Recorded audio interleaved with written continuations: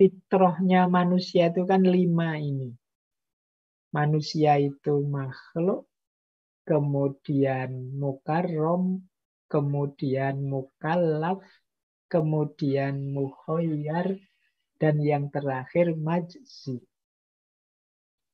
Makhluk itu berarti hakikat kita ini hanya ciptaan.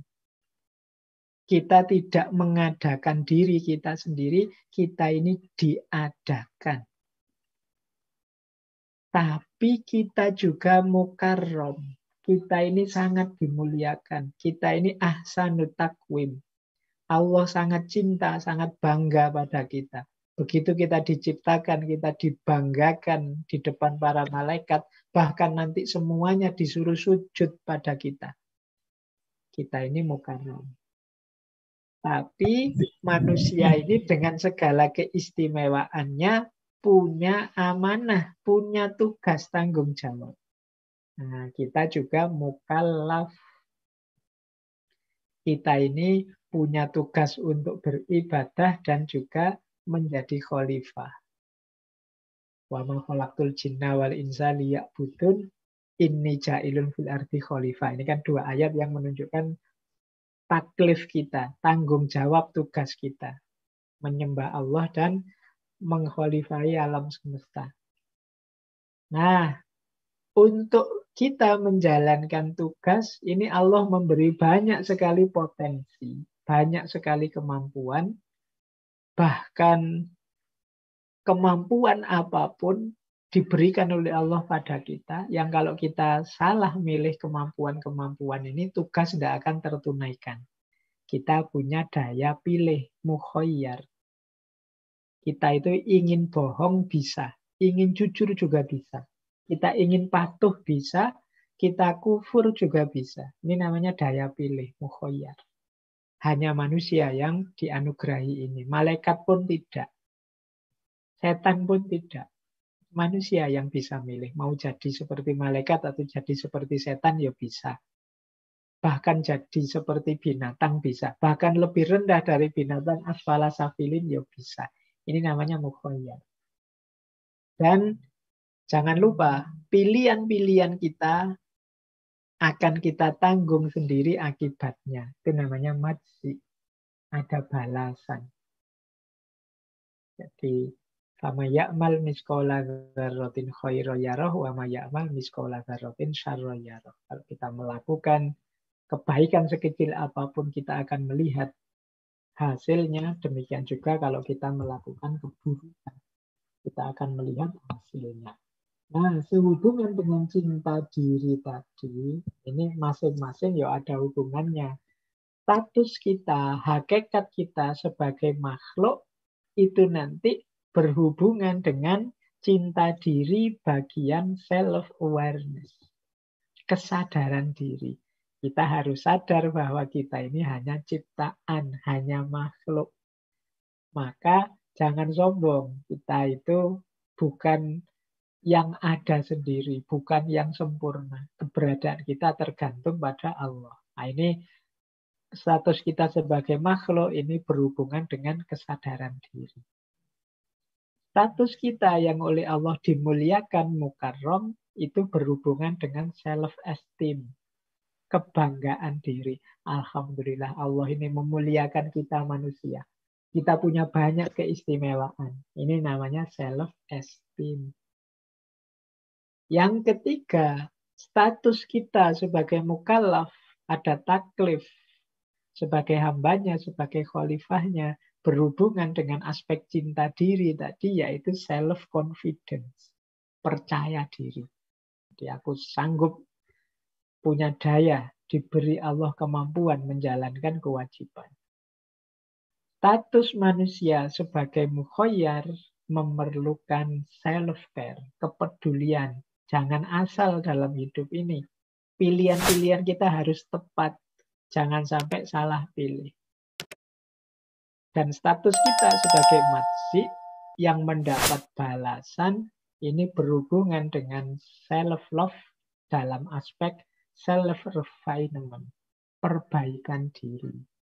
Jadi kita kan harus semakin baik, semakin baik, semakin baik. Demikian seterusnya. Biar fama ya'mal miskola dzarrotinnya khoiro yaroh terus. Tambah baik, tambah baik. Ini aspek masjidnya. Jadi ini dalam perspektif Islam yang self-love tadi ya berhubungan dengan hakikat kemanusiaan kita. Baik, masih ada 5 menitan. Kalau dalam Islam, self-love itu ada jalan dan ada tujuannya. Coba kita lihat perspektif yang berbeda tentang self-love ini. Misalnya dari Imam Ghazali. Cinta diri itu sebenarnya orientasi utamanya adalah bagaimana kita menyelamatkan diri kita dari azabnya Allah. Jadi kalau tadi kan rasanya cinta diri itu kesannya membanggakan diri, ada kesan agak senang-senang dan lain sebagainya. Sebenarnya bukan itu. Kata Imam Ghazali, kalau kita cinta dengan diri kita, sayang dengan diri kita, mari kita jaga diri kita ini dari hal-hal yang mengundang murka Allah, mendatangkan azab dari Allah. Baik. Nah, kalau menurut Imam Ghazali ya jalannya ada 4. Orang yang mencintai dirinya itu pasti melakukan 4 hal. Yang pertama, menjauhi dosa. Yang kedua, taubat. Yang ketiga, melakukan amal soleh. Dan yang keempat, ikhlas.